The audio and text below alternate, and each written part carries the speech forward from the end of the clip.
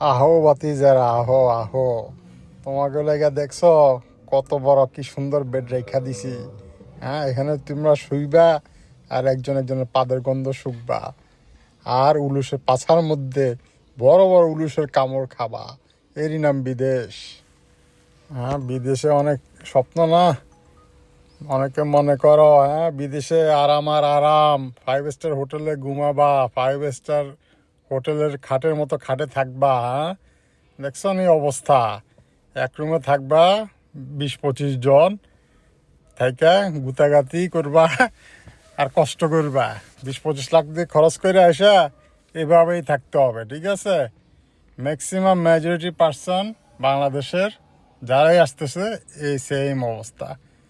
20-25 বছর আগের হিসাব করে লাগ নাই। 20-25 বছর 15 বছর আগে যারা আসছে তখন এত জনসংখ্যাও ছিল না, কাজের ক্রাইসিস ছিল না, বাসারও ক্রাইসিস ছিল না। এখন সব কিছু ক্রাইসিস। 15-20 বছর আগের বিদেশ আর বিদেশ নাই। এখন আসবা, এভাবেই থাকতে হবে তোমাদের। এখন তোমাদের বিবেচনা, 20-25 লাখ টাকা খরচ করে আসবা না দেশে গরু খামার করবা, মুরগির খামার করবা, চিন্তা করে দেখো। আর 20-25 লাখ টাকা কবে উঠাইতে পারবা এটা আল্লাহ মাহবুদ জানে। আহো বাতিজারা, বিদেশে আহো আহো।